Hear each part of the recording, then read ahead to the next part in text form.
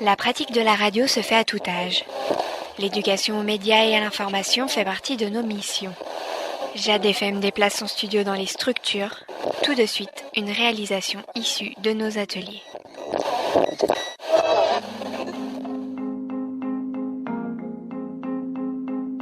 Bonjour à tous, une émission qu'on a le plaisir de réaliser en direct de l'école Kerlor, le groupe scolaire Kerlor de Pornic.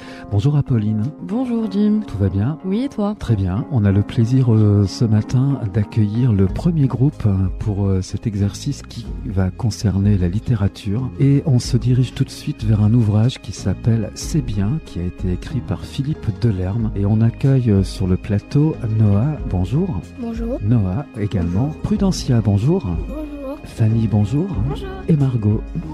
Vous allez bien ? Oui. Très bien, on est très heureux de passer ce moment avec vous. Vous avez étudié un livre qui s'appelle C'est bien, qui a été écrit par Philippe Delerme. Qu'est-ce que vous en avez pensé ? Comment est-ce qu'on pourrait le résumer, ce livre ? C'était super bien, pour moi. Il y avait plein de petites histoires de plaisir qu'on n'a pas tout forcément fait. Par exemple, aller à Roland-Garros, moi je l'ai pas fait. Mais oui, c'était bien. Noah. C'est plein de petites histoires, mais j'aurais juste voulu qu'il y aurait un peu plus d'illustrations. Pour quelle raison ? Parce que j'aime bien les images. D'accord, tout simplement. Alors plein de petites histoires, ça s'appelle des nouvelles ? Oui. Est-ce qu'il y en a une qui vous a plus Noah ? S'asseoir sur le sol après un match de foot. Ça parle de quoi ? Du foot. Qu'est-ce qu'on peut dire d'autre sur le résumé de C'est bien de Philippe Delerme ? C'est des bonheurs quotidiens, simples. Qu'est-ce qu'on peut dire aussi sur les petits bonheurs quotidiens, les petits bonheurs de tous les jours ? Ils sont simples. Ils sont simples ? Ouais. C'est des bonheurs d'enfants. C'est quoi un bonheur d'enfant ? Par exemple, acheter des bonbons chez la boulangère, un adulte va pas forcément le faire. Fanny ? Oui, c'est... Après, c'est pour enfants et adultes, parce que forcément, il y a des choses, par exemple, aller à Roland-Garros, un adulte peut le faire. Ouais. Quoi d'autre sur le résumé ? Pour conclure ce recueil de nouvelles de Philippe Delerme, il vous a plu en général ? Oui, c'était super bien. On avait prévu une interview de l'auteur. Oui. Alors, cette interview de Monsieur Delerme, Oui. qui sont les journalistes qui réalisent cette interview ? Prudencia, Fanny et Margot. Fanny, Margot. Et Noah. Et Noah, très bien. On vous écoute. Bonjour à tous. Nous nous retrouvons sur Jade FM accompagnés de notre auteur préféré, Philippe Delerme. Bonjour Monsieur Delerme. Bonjour à tous. Êtes-vous heureux de nous retrouver ici avec les élèves du CM2B de Kerlor à Pornic ? Je suis très heureux de la chose. Cette émission consacrée à la littérature était un projet qui me tenait à cœur, mais qui n'a malheureusement pas pu être mené à terme les 2 années passées par la situation sanitaire. Je suis donc extrêmement heureux de ce projet qui puisse enfin être réalisé. Parfait, nous allons donc commencer à vous poser quelques questions. Où êtes-vous né et quand êtes-vous né ? Je suis né le 27 novembre 1950 à Auvers-sur-Oise dans le Val d'Oise, en région parisienne. Vous êtes donc un écrivain français ? Tout à fait. Pourquoi avez-vous voulu être écrivain ? J'ai voulu faire aimer la lecture à toute personne, notamment aux enfants comme vous. Avez-vous une femme et des enfants ? Oui, je suis mariée, j'ai 2 enfants, mon épouse travaille aussi dans le milieu des livres. Est-elle auteur comme vous ? Non, elle est illustratrice. Vos débuts en tant qu'auteur ont été difficiles. Il a fallu plus d'une dizaine d'années avant que vous soyez reconnu. Avez-vous eu parfois envie d'abandonner, notamment au moment où personne ne voulait de vos textes ? Non, très sincèrement, je me suis jamais découragée. Quelle pugnacité, c'est impressionnant. Juste une dernière question maintenant, Monsieur Delerme. Avez-vous exercé une autre profession que le métier d'écrivain ? Oui, tout à fait. J'ai à vrai dire exercé plusieurs professions tout au long de ma vie d'auteur. J'ai ainsi été enseignant, commentateur sportif et j'ai même écrit des articles pour le journal sportif L'Équipe. Votre parcours est vraiment très impressionnant, Philippe Delerme. Nous sommes sincèrement honorés que vous ayez accepté de répondre à nos questions. Je vous en prie, ce fut un plaisir pour moi également. Au revoir. Au revoir.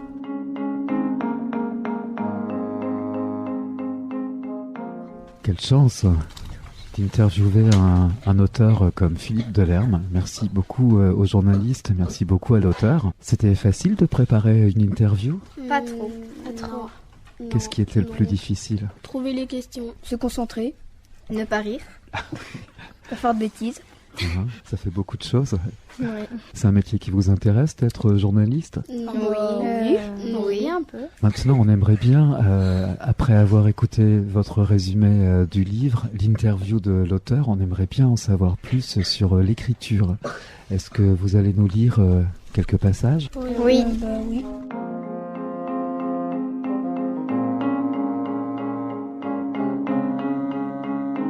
Acheter des bonbons chez la boulangère. On est dans la queue et on se sent tout petit entre les clients qui demandent. Une baguette moulée bien cuite. Un part de campagne et une ficelle. Dans sa tête, on prépare déjà des phrases pour ne pas être ridicule quand la vendeuse demandera. Et pour toi?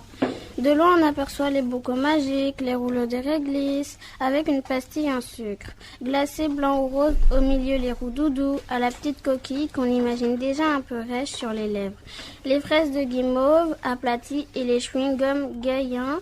Doucement, on avance et puis voilà. C'est à toi. Dit la boulangère sans sourire. On sait que ça l'énerve un peu de vendre des bonbons. On sait que ça énerve aussi tous les gens qui attendent. Mais quand même, c'est juste ces secondes-là qui sont bien quand on n'a pas encore dit. Un comme ça et un autre comme ça et un comme ça, 5 centimes. C'est juste avant qu'on parle, juste ces quelques secondes où l'on regarde tout à la fois. Et les couleurs vous sautent aux yeux. C'est comme si on possédait tous les bocaux avec juste 1 euro dans la main. On se décide toujours trop vite, mais on sent bien que derrière, ils trouvent déjà que c'est très long. Alors on demande presque n'importe quoi. Une boule de coco, un carambar, et quand même, au dernier moment, on retrouve ses esprits pour demander cette petite merveille à 5 centimes. Une langue de sucre jaune-orange parfumée aux fruits de la passion, saupoudrée de neige acide. Au revoir, messieurs, dames. Et c'est fini. On se retrouve sur le trottoir, un copain passe et l'on partage. Non, quand même pas celui aux fruits de la passion. En quelques pas et quelques phrases sur l'école, les bonbons sont mangés. Il y a juste ce petit goût acidulé qui reste dans la bouche et rend la route plus légère. Et ce sac miniature, un papier blanc, un peu trop solennel, pour 3 bonbons qu'on gonfle et puis qu'on claque avec les poings. C'est bien, on a juste les doigts un peu collants, pourvu qu'il n'y ait pas une interro d'histoire.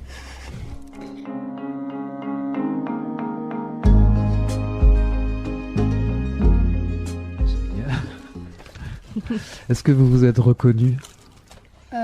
Oui, un peu. Ouais. Est-ce qu'on utilise les on et pas les je, pas les tu?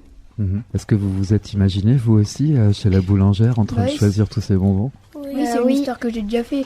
J'étais des bonbons, donc... Vous auriez pu l'écrire, vous, cette histoire?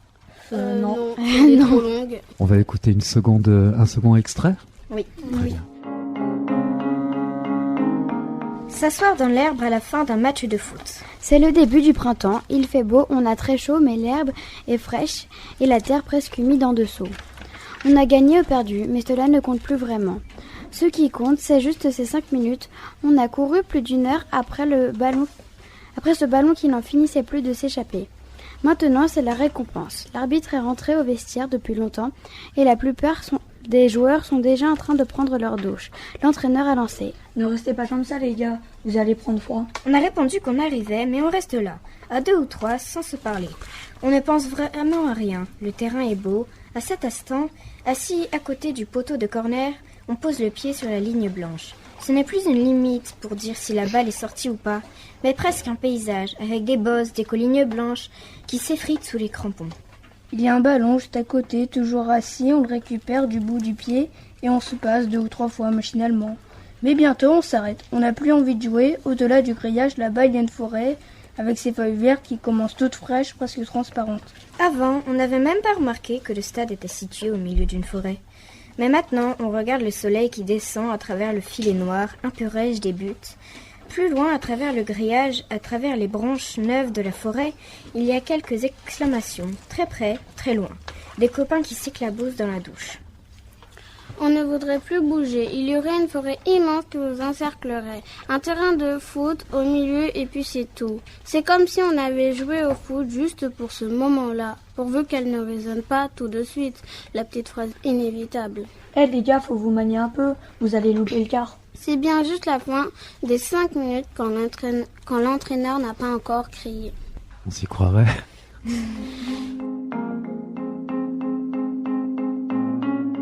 Il y en a qui jouent au foot ici. Oui.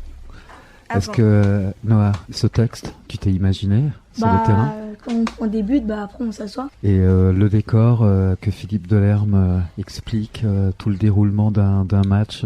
Nous, c'est pas à côté de la forêt. Ouais, mais sinon, on retrouve l'ambiance. Oui. Il y avait des petits bonheurs aussi. Oui. On va les écouter, ces petits bonheurs. Oui. Alors, c'est bien de faire du shopping, c'est bien de faire les magasins entre amis, on sent l'odeur des vêtements neufs, on nous dit « Bonjour, je peux vous aider ?»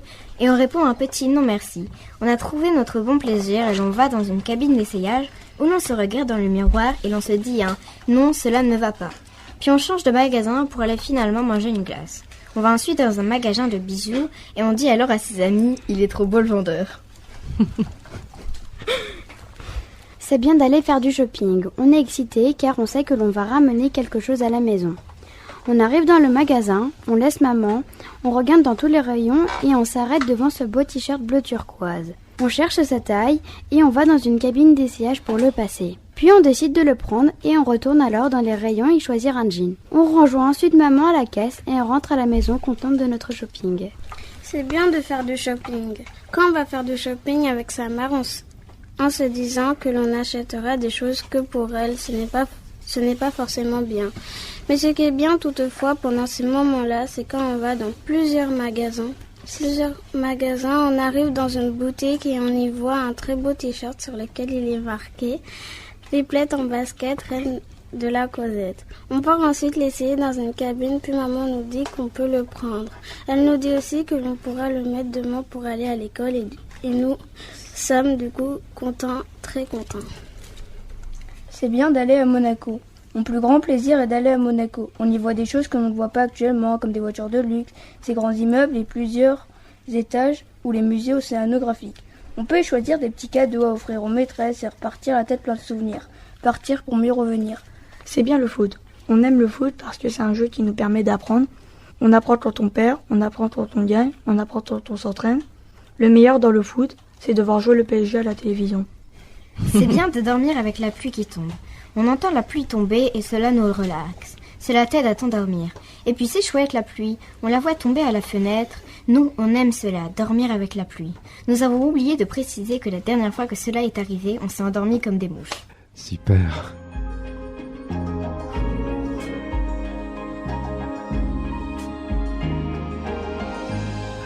Merci pour ces petits bonheurs.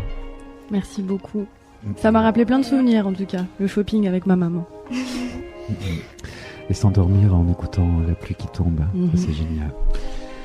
Merci beaucoup Noah, Prudencia, Fanny, Margot. Vous avez super bien travaillé.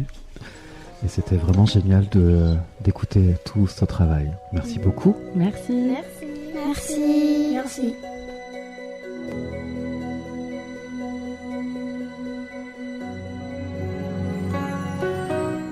Second plateau, on a le plaisir d'accueillir autour des micros Jimmy, Arthur, Hugo, Rosie, Lorraine, Ina. Bonjour à vous six. Bonjour.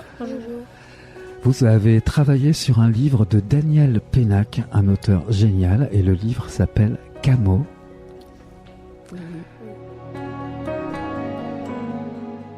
Un petit résumé, qu'est-ce que vous en avez pensé de cet ouvrage ? Moi je l'ai trouvé très bien. Dans l'ensemble, il parlait de la 6e et du CM2, donc on se retrouvait dans le livre. Quoi d'autre ? Jimmy ? Moi ? Ouais. En second moment, on apprend que la marraine de Camo ne trouve pas son genre d'homme. Donc le maître de Camo, son maître de CM2, a rencontré la femme. Et comme elle connaît pas son genre d'homme, il va vouloir s'entraîner à jouer plusieurs rôles de professeur de 6e à ses élèves pour trouver quel genre d'homme elle veut. Dans ce livre, on se retrouve dans une classe, en tout cas dans l'univers d'une école, en CM2, avec la 6e l'année prochaine. Ça vous rappelle rien ? C'est nous. C'est tout à fait vous. Donc ça vous a aidé à rentrer dans ce livre en imaginant, tiens, j'ai un instituteur, une institutrice cette année, et l'année prochaine, je vais avoir des professeurs. Ouais. Alors, quelle sensation ça fait, la 6e, dans quelques mois maintenant? Bizarre. Oui. Hugo? J'ai hâte en même temps et je suis aussi stressée. Moi, j'ai hâte, un petit peu stressée, mais j'ai surtout envie un peu de liberté parce que au collège, c'est pas pareil que la primaire. Tu rencontres plus de monde et c'est mieux. Alors plus de monde, ça c'est sûr. Il va y avoir beaucoup plus d'élèves, de professeurs. Est-ce qu'on peut revenir un peu sur le résumé du livre? Donc on a eu le résumé de Jimmy. Quoi d'autre? Qu'est-ce qu'on pourrait en dire de ce livre? C'est l'histoire de Camo, un élève qui est un peu stressé, comme tous les élèves de sa classe, d'aller en 6e. Donc il va demander à son professeur de jouer des rôles différents, puisqu'ils vont avoir plusieurs professeurs au collège. Et au début, le professeur, il dit non, qui s'appelle Margerel, il dit non. Et après, il dit oui, parce que, comme a dit Jimmy, il a rencontré Madomagie, qui ne sait pas quel genre d'homme elle veut. Donc, il va s'entraîner avec ses élèves pour voir Madomagie, quel est son style d'homme. Et est-ce que ça rassure Camo qu'il joue plusieurs professeurs, justement? Au début, oui. Mais après, il trouve un peu fou. Il devient trop personnage. Il joue trop le jeu. Et du coup, Margerel, il leur manque sa vraie nature. Voilà. On va avoir le plaisir d'écouter l'interview de Daniel Pénac. Quel est le journaliste qui commence? C'est moi. On vous écoute.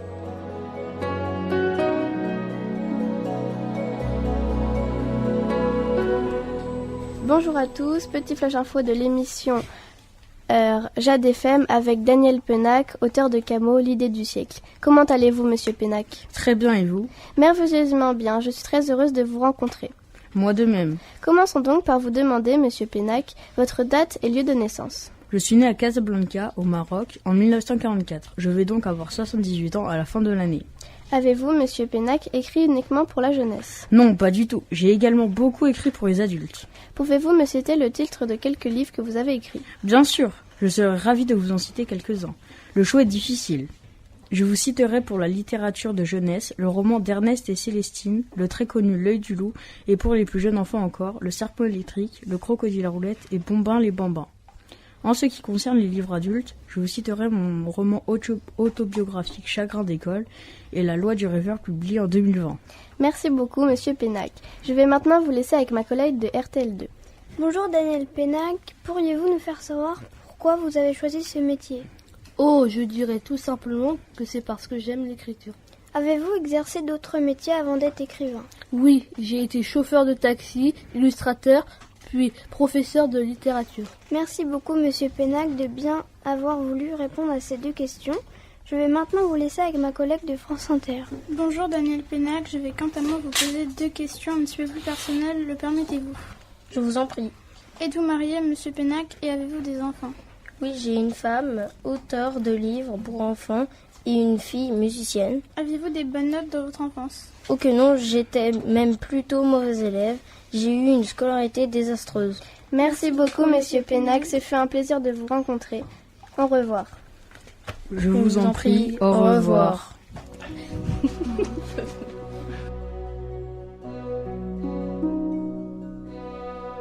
Bravo, c'est un honneur de recevoir déjà des collègues de France Inter RTL2, Jade FM, puis d'avoir un auteur assis à ce plateau. Merci beaucoup. On aimerait bien en savoir plus sur l'écriture de ce livre Camo. Est-ce qu'on peut en écouter des extraits? Oui.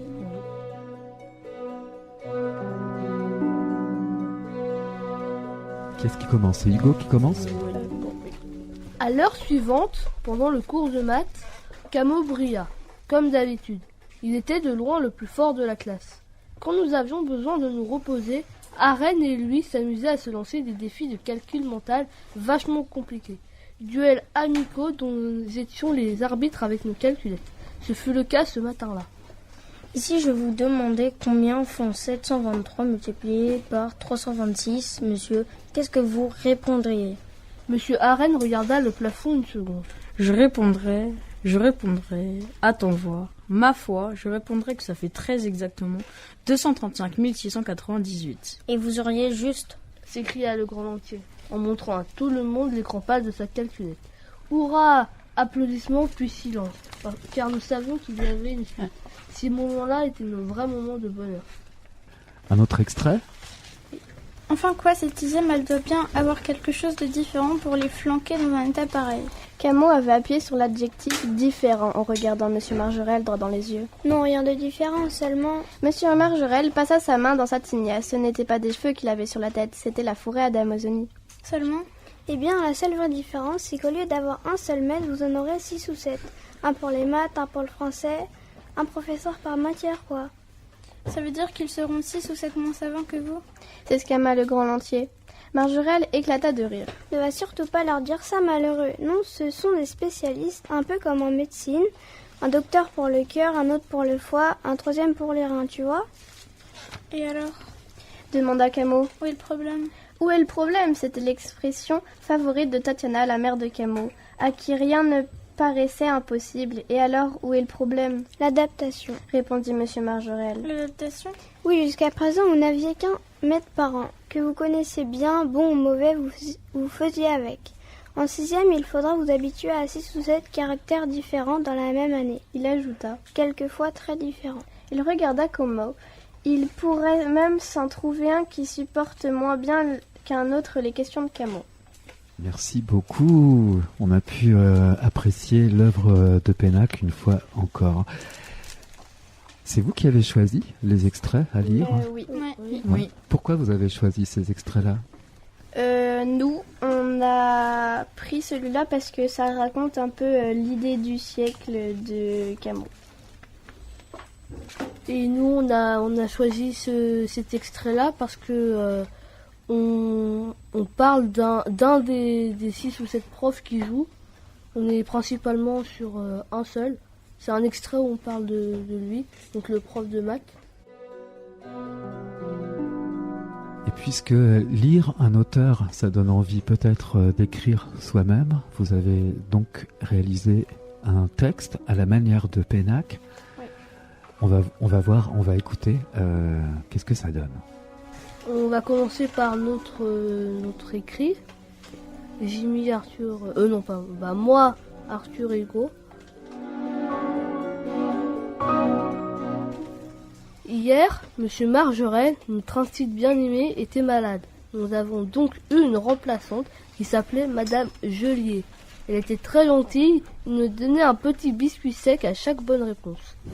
Le seul problème, c'est qu'elle était très sévère sur les punitions données. Par exemple, hier matin, dès son arrivée, le petit Malocène s'était fait punir parce qu'il avait pleuré de peur de ne plus revoir Monsieur Margerel. Il a dû recopier 200 fois, je ne dois pas pleurer pour rien, mais elle était tout de même très gentille pour une remplaçante.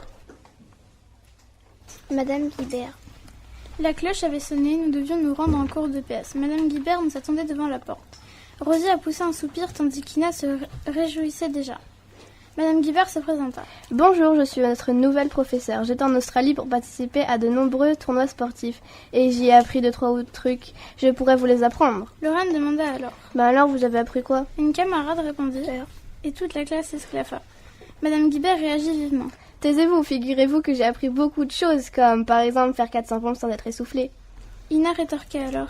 Moi j'ai fait de la gym, du rugby, de l'équitation, du football et de la danse. Comme si t'avais véritablement fait tout cela. Répliqua notre nouvelle enseignante. Bah oui. Moi je suis allée aux Jeux Olympiques de Tokyo, tiens. Surenchérit Madame Guibert. Ok. Dit Ina dépitée. Bon, on va aller faire alors ces 400 pompes. Tu me fais. Génial.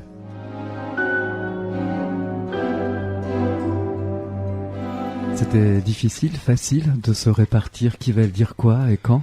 Non. On a fait le narrateur, Madame Guibert et l'élève. Mhm.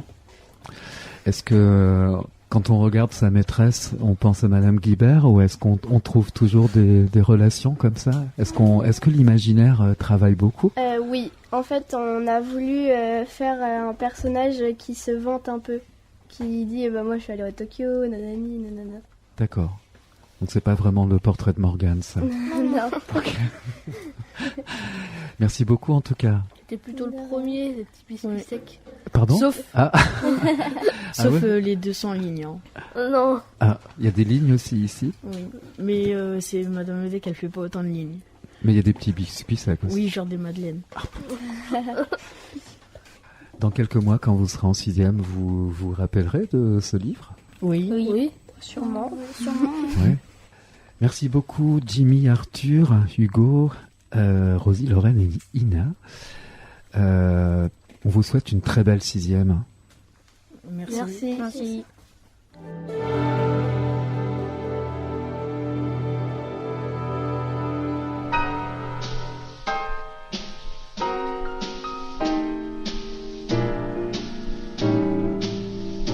Troisième groupe, toujours dans la classe de CM2B, classe de Morgane. On a le plaisir d'accueillir Latifa, bonjour. Bonjour. Éloane, bonjour. Bonjour. Kylie. Bonjour. Paul. Bonjour. Et Romane. Bonjour. Comment allez-vous tous les 5? Bien. Vous avez été en charge d'étudier un ouvrage qui a été écrit par Jean-François Chabat, qui s'appelle Trèfle d'or. Oui. Un sacré livre. Qu'est-ce qu'on peut en dire? Qu'est-ce que vous en avez pensé? Comment est-ce qu'on pourrait raconter ce livre? En fait, c'est l'histoire d'un couple là, qui a fui l'Irlande à cause d'une famine de patates. Et ils ont eu 3 enfants, mais ils sont morts je me rappelle plus. Et ils ont eu un enfant, c'est Patrick O'Donnell, c'est le seul qui n'est pas mort, mais il était sévère. Un jour, il a acheté un cheval, trèfle d'or, mais il ne pouvait pas le dompter. Seul un jeune ouvrier noir, le roi Moore, pouvait le dompter. Du coup, après, il s'est lié d'amitié avec lui. En fait, il était sauvage. Il s'appelait Golden Clover. Et à un moment, il a surpris en train de voir le roi Moore en train de le caresser. Alors que normalement, il n'avait pas le droit parce que c'était le cheval de Patrick O'Donnell.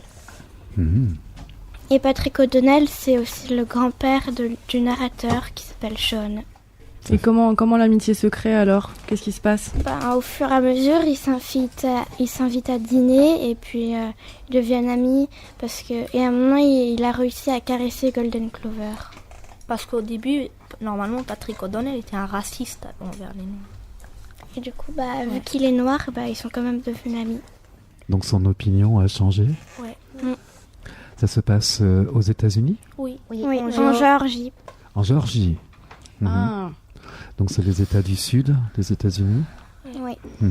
Où le racisme est plus important que dans les États du Nord? Oui. Est-ce que vous sauriez dire la date? Ça se passe à quel siècle? En 1920. D'accord. On va peut-être en reparler un petit peu tout à l'heure, mais vous avez également préparé une interview de l'auteur. On vous écoute.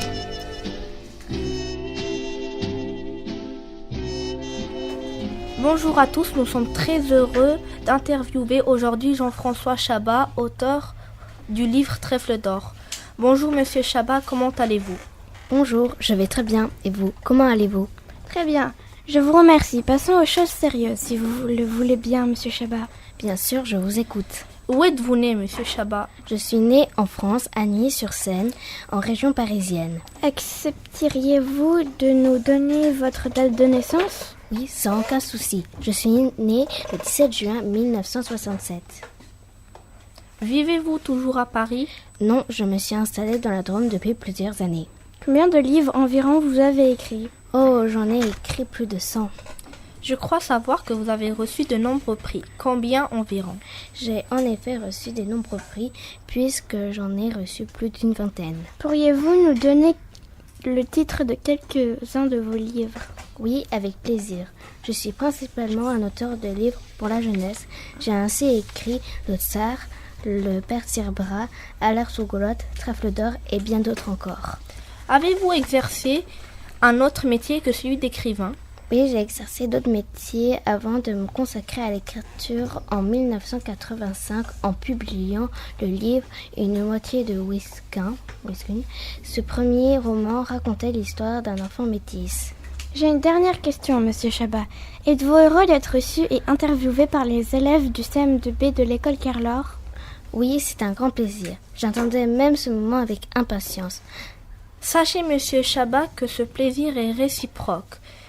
J'espère sincèrement que vous avez passé un bon moment en notre compagnie. Au revoir. Au revoir et merci à vous. On s'y croirait, bravo. Ça vous a fait quoi de réaliser une interview, de choisir des questions, C'était bien. C'était rigolo parce que ça faisait comme si on interviewait vraiment quelqu'un. On se croirait, on croit qu'on est grand, qu'on est des vrais journalistes alors qu'on n'est que des enfants. Mais vous avez fait un vrai travail de journaliste. Ouais. Choisir des questions, les écrire, les poser. Et pour les réponses alors, est-ce que c'est facile d'imaginer des réponses? On a imaginé, c'est vrai. On a cherché des vraies réponses. Ah, vous les avez cherchées où ces réponses? Par exemple, on a fait notre biographie. Vers la fin du livre de Trèfle d'Or, ils disent que Jean-François Chabat a exercé d'autres métiers avant de se consacrer à l'écriture. Mais aussi, c'est pas en 1985, c'est en 1995. Et vous avez aimé ce travail de recherche aussi pour Oui. Est-ce qu'on peut en écouter quelques extraits? Oui, on a pris un seul chapitre. Un seul chapitre? Oui. Très bien. Vous l'avez choisi tous ensemble? Oui. Pourquoi vous avez choisi ce chapitre-là? C'est dans ce chapitre que Patrick O'Donnell réussit à toucher... Le cheval? Oui. D'accord.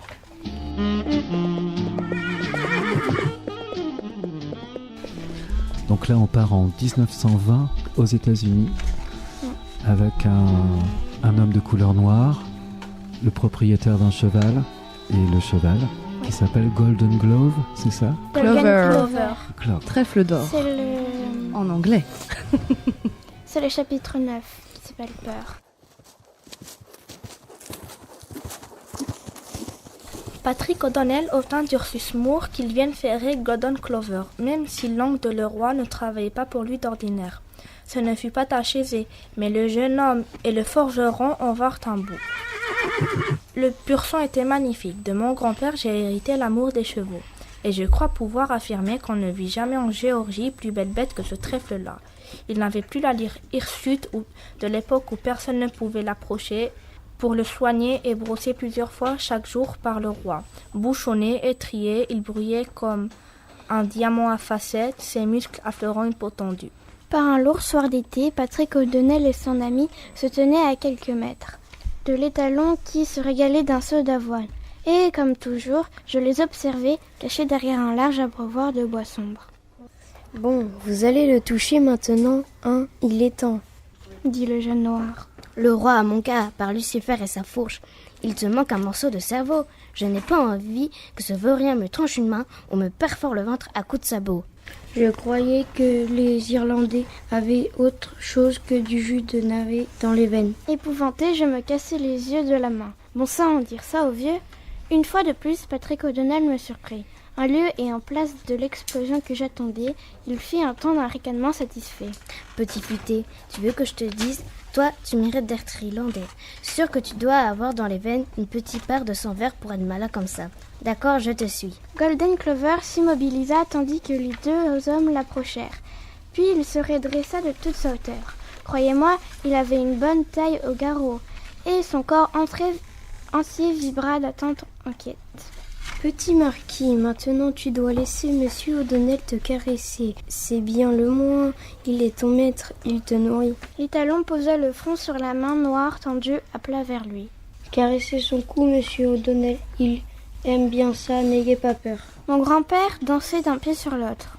Peur, je n'ai pas peur, par les 100 000 cratères de l'enfer, c'est juste que... Golden Clover fit un très léger écart et le vieux sursauta. Oui, j'ai peur. Pourquoi est-ce que tu veux me faire toucher cette sale carne? Parce que vous en avez envie depuis des mois et que tant que vous ne l'aurez pas fait, vous ne serez pas satisfait. Donnez-moi la main.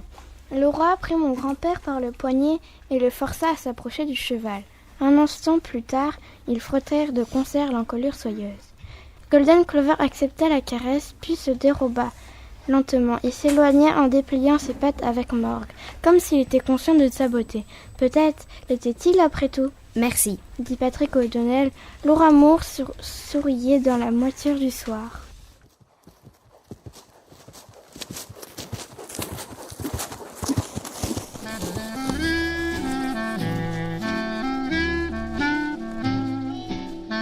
Bravo, merci pour cet extrait. Ça, c'est un livre, Trèfle d'or, qui a quand même un message très, très important. En plus de l'univers des chevaux, il y a quand même cette question primordiale du racisme. Ça vous a semblé évident ? Oui. Quand est-ce que vous vous en êtes aperçu que finalement le livre traitait de ce problème de racisme ? Quand j'ai fini le livre. À la fin ? Oui, moi aussi. Et en fait, à la fin, il y en a qui acceptent pas que Patrick O'Donnell il soit ami avec un noir. Et du coup, un moment, il les attaque. Et à chaque fois, il leur donne des mots genre vous arrêtez d'être ami avec le roi, ou autrement, vous devez faire honneur à votre race, un truc comme ça. Donc c'est aussi une plongée dans l'histoire d'un pays comme les États-Unis, où ça a été très très compliqué justement d'avoir ces amitiés entre les blancs et les noirs. Oui. Vous aviez également des textes à la manière d'eux ? Oui. Est-ce qu'on peut les écouter ? Oui. Il était une fois une petite fille nommée Bella qui avait perdu la parole depuis la mort de sa mère. Son père faisait tout son possible pour la faire parler, mais il échouait à chaque fois.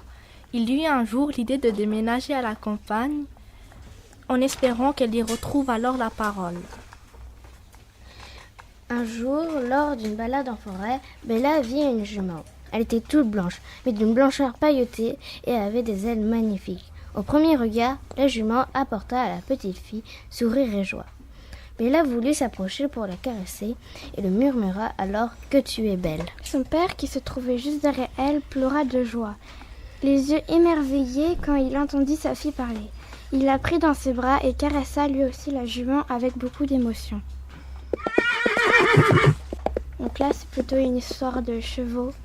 Oui. Et d'amitié. C'est vous qui l'avez écrite ? Non, c'est moi. D'accord. C'est un petit peu la question que je posais au groupe avant vous. Ça donne envie d'écrire quand on étudie un auteur ? Ouais. Enfin, ça nous donne des idées. Parce que quand on trouve le livre bien, on l'aime bien, donc on a envie de faire des trucs qui y ressemblent. Et ça vous semble tout d'un coup facile ou possible d'écrire un jour une nouvelle, une histoire, voire un roman ? Oui. On écoute un autre extrait ?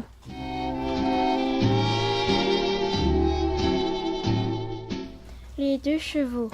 Un jour d'automne, dans une contrée lointaine, il y a déjà bien longtemps, deux chevaux se rencontrèrent dans une prairie.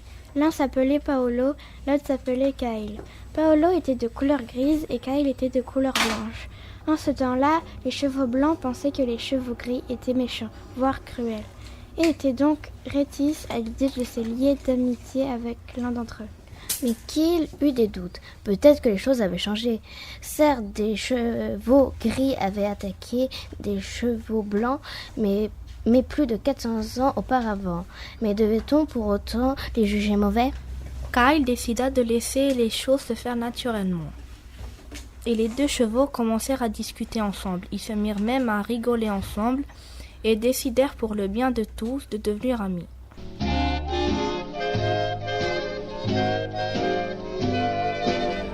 Vous l'avez écrite à trois ? Non, c'est Kyle.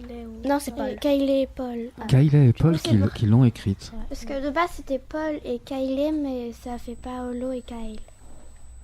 D'accord. Ah ça y est, donc vous avez pris des pseudonymes les gars alors ? Oui. Ok, très bien. Qu'est-ce qui vous a inspiré pour écrire cette histoire, Kyle et Paul ? De Trèfle d'or. Est-ce que ça vous a semblé possible d'écrire aussi un texte que vous avez inventé, qui vient de votre imagination? Bah là, c'est un peu comme Patrick O'Donnell et le roi. Qui sont de base, ils aiment pas les chevaux blancs au gris et en fait ils deviennent amis.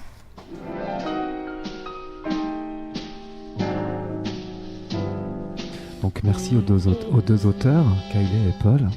Merci beaucoup en tout cas à votre groupe.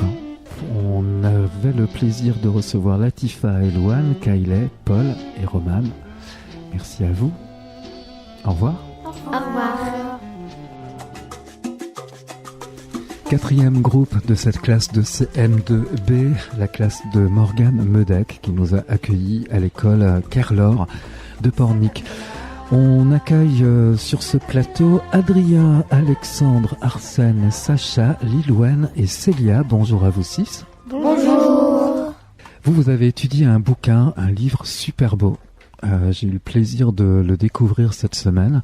Ça s'appelle Edison. Ça a été écrit par Torben Coleman. Et c'est un livre remarquablement illustré. On peut rester de longues minutes à regarder les illustrations tellement elles sont belles. Qu'est-ce que vous en avez pensé? Quel est le résumé de ce livre? Célia?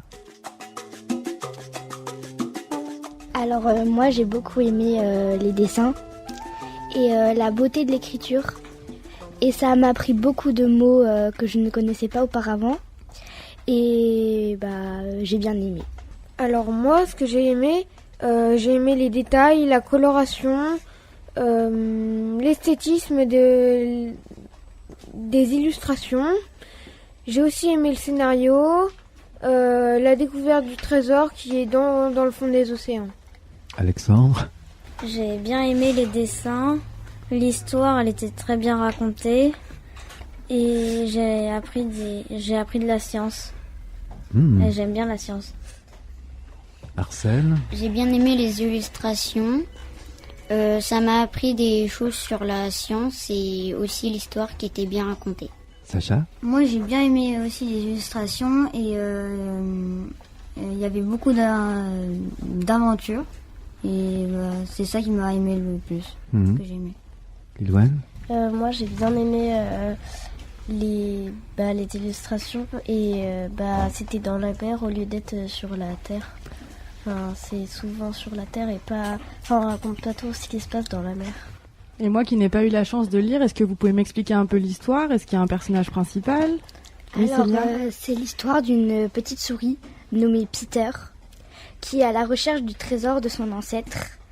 Elle alla voir une autre souris, professeure de sciences, et je vais laisser mes camarades dire la fin. Alexandre? Du coup, elle va voir le professeur de sciences qui va l'aider sur sa quête. Elles vont faire 3 bateaux. Le premier, ça va être la cloche de plongée. Ça veut dire une bouteille où on met un bouchon dessus. Ça, ils vont pas réussir. Le deuxième, le tonneau, il va être cassé par des crabes. Et la troisième, le sous-marin équipé de nageoires qui ressemble à un poisson en métal. Je vais laisser je vais laisser la parole à un de mes camarades. Qui veut prendre la parole? Donc ensuite, ce qu'ils font, c'est que du coup le professeur a trouvé où était le trésor. D'après ses calculs, il était dans une épave, sous l'eau, dans le fond des océans. Du coup, ils prennent le sous-marin poisson qu'ils ont construit et qui a été un véritable succès. Ils ont pris le trésor et l'ont ramené à la surface. Je vais laisser le reste à mes camarades. Et en fait, le trésor, c'était une page du cahier intime de l'ancêtre de Peter. Qu'ils ont retrouvé? Et qui leur donne des indications, qui leur raconte quelque chose? Je vais laisser parler mon camarade. En fait, dans le journal intime, il y avait des dessins et une page avec l'invention de l'ampoule. C'est de ça les expériences scientifiques dont vous parliez tout à l'heure? Vous avez appris quelque chose? La cloche, le sous-marin, l'ampoule? Oui, mais il n'y a pas que ça. Ah. Il y a aussi beaucoup de mots que je n'avais jamais vus auparavant. Alors déjà qu'en fait on avait fait une biographie sur Thorvald Kuhlmann et dans ça on avait travaillé un peu sur Thomas Edison, et on avait vu ses inventions qu'il avait fait avec toutes les années.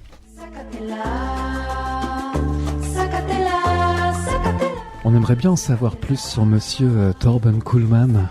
Et pour cela, on va écouter son interview. Qui est journaliste? Moi, Elilouen. Célia Elilouen. Et monsieur Kuhlmann, Adrien? Et aussi, il y a un personnage qui va faire Thomas Edison. Ah, génial. Et ce sera Alexandre. Ouais. On vous écoute.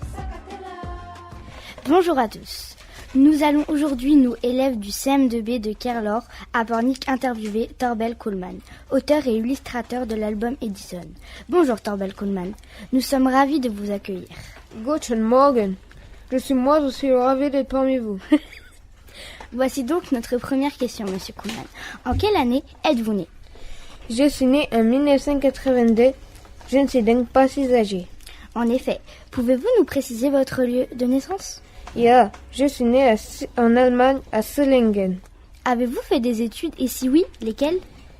Ja, j'ai étudié le dessin et les techniques de communication à l'école. D'accord. Avez-vous étudié à Berlin, la capitale allemande? Nein, j'ai effectué mes études à Hambourg, au nord de l'Allemagne. Pourriez-vous nous dire, monsieur Kuhlmann, quel est le livre que vous préférez parmi tous ceux que vous avez pu écrire ou illustrer? Je dirais Einstein. Ce personnage m'a toujours intrigué.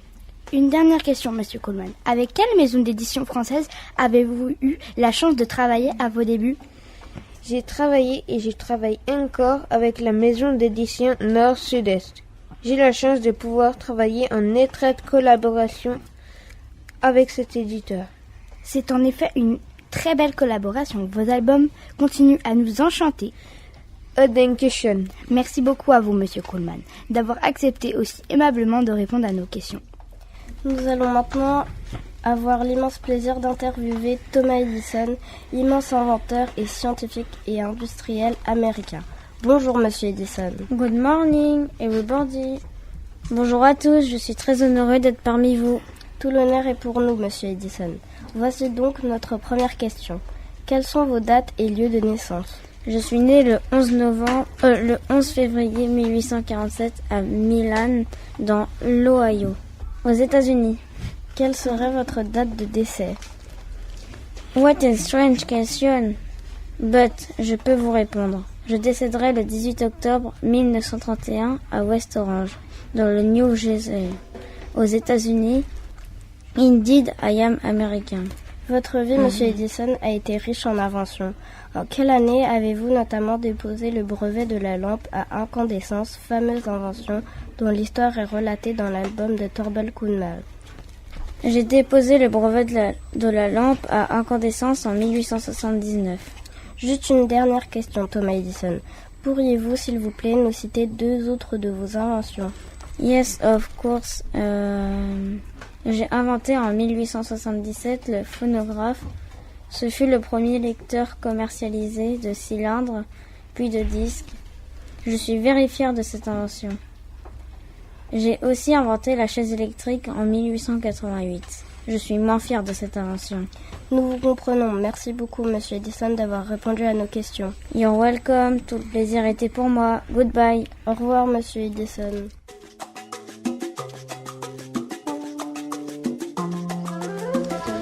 Waouh, merci beaucoup pour ces 2 interviews rondement menées. Bravo à monsieur Kuhlmann et monsieur Edison pour votre français quasi parfait. On a appris encore plein de choses sur ces 2 personnages. Qu'est-ce que vous allez retenir d'une manière générale après la lecture et cette plongée dans la vie de ces 2 personnes interviewées? On va en garder assez des souvenirs, même si c'est pas un personnage non plus qui m'a beaucoup intriguée, mais voilà. Si je choisis ce livre, c'est parce que les autres m'intéressaient pas beaucoup, et surtout parce que je les avais pas lus. Et dans Les Incorruptibles, j'ai lu Edison, qui m'a vraiment beaucoup intriguée, et j'ai beaucoup aimé, c'est pour ça que j'ai voulu travailler sur ça. Nous, on n'a qu'une seule envie, c'est d'en écouter des passages. Est-ce que vous voulez bien nous en lire des extraits? Oui.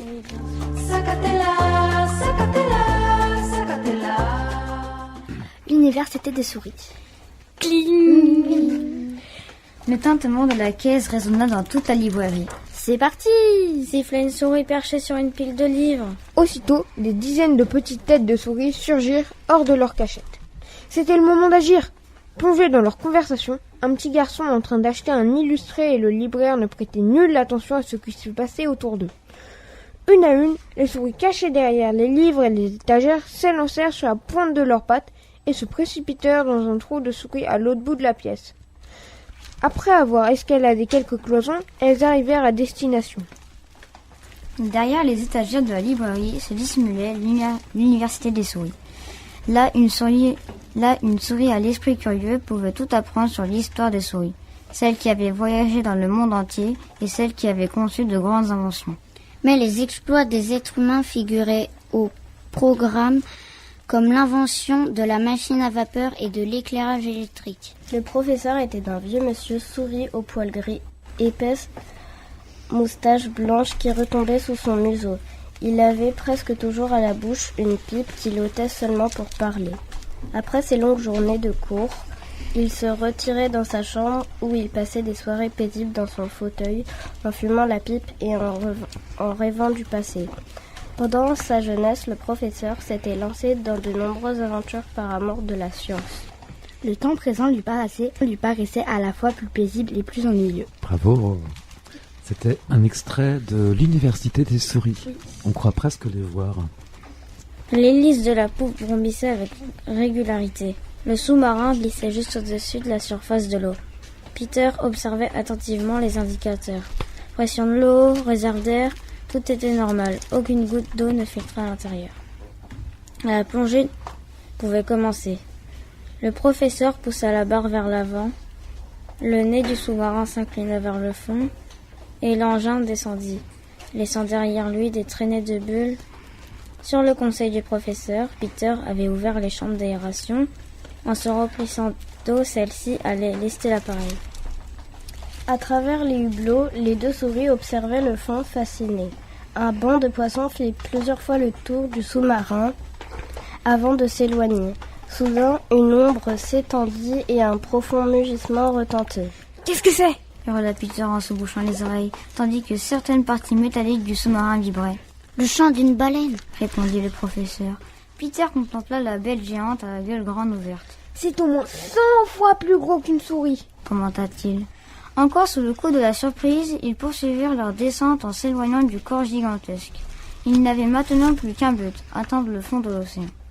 La lumière devenait très faible à de telles profondeurs. La pression de l'eau augmentait en même temps.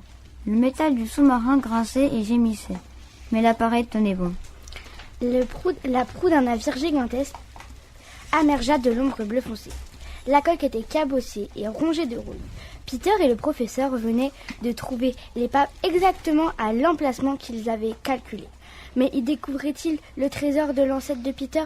Le professeur guida avec précaution le sous-marin à l'intérieur de la carcasse rouillée. Un instant plus tard, les deux souris se tenaient dans leur lourde scaphandre à l'intérieur du sac, prêtes à explorer l'épave.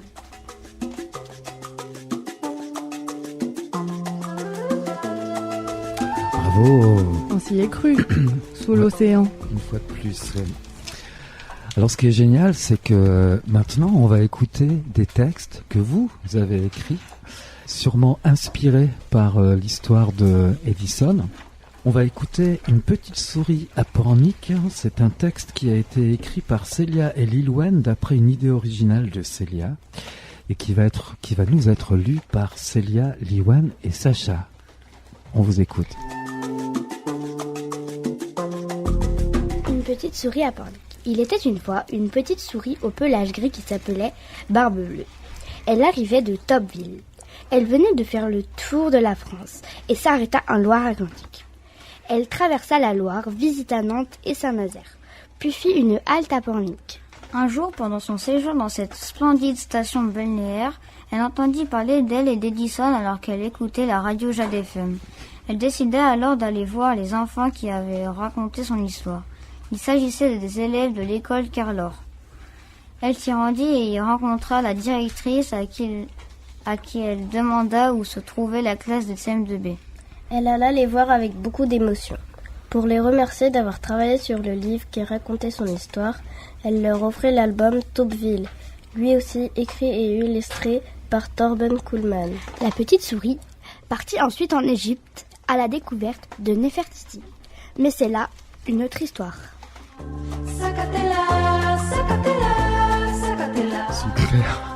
Super, bravo. Ouais, on pourrait complètement imaginer cette suite d'une petite souris à Pornic qui essaie de retrouver la classe de CM2B. Une petite souris à Paris maintenant. 2 petites souris à Paris.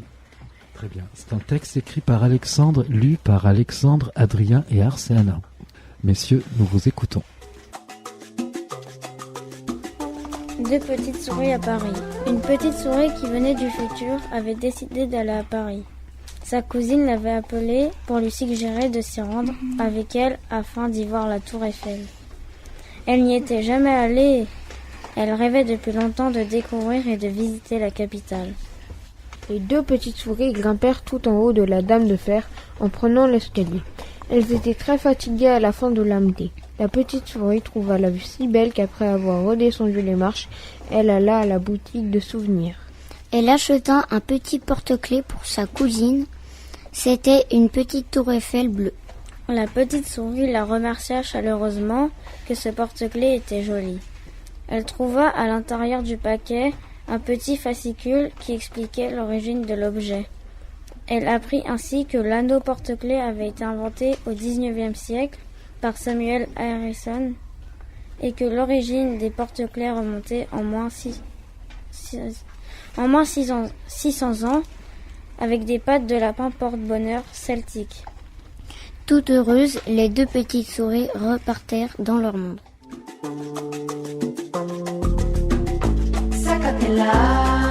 Merci beaucoup. C'était Adrien, Alexandre, Arsène, Sacha, Lilouane, Célia qui ont travaillé sur le livre, l'ouvrage de Torben Kuhlmann, Edison. Merci beaucoup à vous.